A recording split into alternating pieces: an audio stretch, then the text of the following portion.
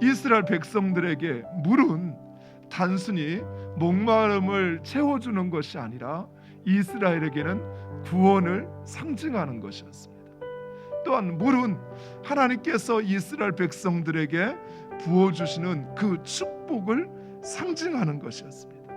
그런데 예수님께서 바로 그 초막절에 이스라엘 백성들이 행하는 그 풍습을 보면서 이처럼 자신을 물의 근원이라, 즉 자신을 하나님이 보내신 메시아, 하늘에서부터 이스라엘 백성들에게 오신 메시아라는 사실을 말씀하고 있는 것입니다.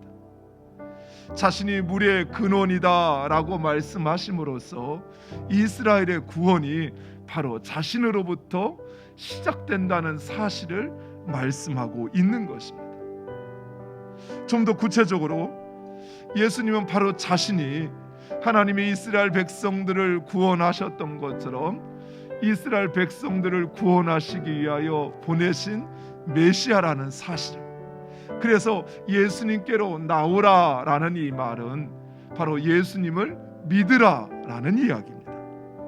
예수를 믿음으로 그 배에서 생수의 강이 흘러나리라, 이 말씀은 우리 성경에 가로 열고 성령을 가리켜 말하는 것이다 라고 이야기를 하고 있습니다. 즉 하나님의 영이신 성령께서 그들과 함께 하시며, 그리고 그 성령으로 말미암아 그들이 살게 될 것을, 생명을 얻게 된다는 사실을 예수님은 말씀하고 있는 것입니다. 이런 예수님의 말씀은 모인 유대인들을 술렁거리게 하였습니다. 그래서 어떤 이들은 이가 바로 그리스도라라고 말하는 이도 있었고, 또 어떤 이들은 아니다, 선지자다라는 말을 하는 이들도 있었습니다. 또한 어떤 이들은 예수님의 메시아 되심을 부정하였습니다.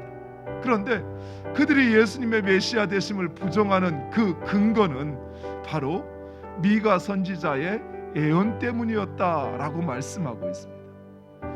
쉽게 끝날 수 있는 논쟁인데 의도적으로 예수님은 그 논쟁을 촉발시키고 있는 것처럼, 또한 사도 요한 역시 의도적으로 예수님의 정체성에 대한 이 논쟁을 부각시키고 있다라는 것을 우리는 본문을 통해서 볼 수 있습니다.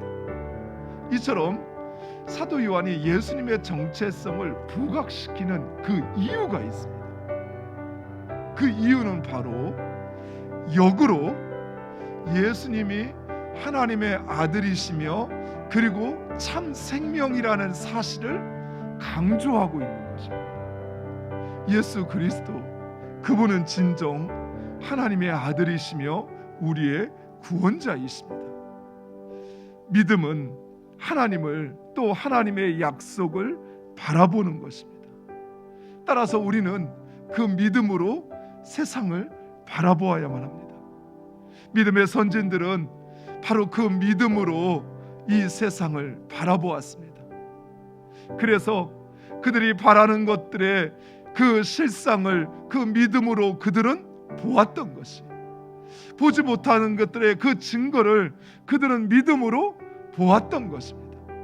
그래서 그들은 끝까지 그 예수 그리스도를 믿는 그 믿음을 지켰고, 그리고 그들은 하나님의 약속이 실현되는 것을 보았던 것입니다. 사랑하는 성도 여러분, 지금 우리에게도 마찬가지예요. 우리에게도 중요한 것은 바로 이 믿음입니다. 예수 그리스도가 진정 하나님께서 우리에게 보내신 우리의 구원자요 메시아 되심을 믿는 믿음. 비록 세상이 우리의 그 믿음이 헛되다고 부정하고, 또 믿음으로 사는 우리들을 조롱하고, 때로는 우리에게 고난이 찾아올지라도 우리가 그 믿음을 지키면 결국 우리는 그 믿음대로 되어지는 현실을 또 승리하게 된다는 사실을 우리에게 말씀하고 있는 것입니다. 사랑하는 성도 여러분, 오늘 하루도 그 믿음으로 살아가는 여러분 되시기를 간절히 축원드립니다. 믿음으로 바라보시기 바랍니다. 하나님의 말씀이 반드시 이루어지는 그 믿음으로 바라보시기 바랍니다. 또한 믿음의 눈으로 여러분과 세상을 바라보시기 바랍니다. 그리하면 우리가 의지할 것은 오직 예수 그리스도뿐이라는 사실, 그리고 그분이 우리를 구원하시어 참 생명으로 인도하심을 깨닫고 경험하게 될 줄 믿습니다.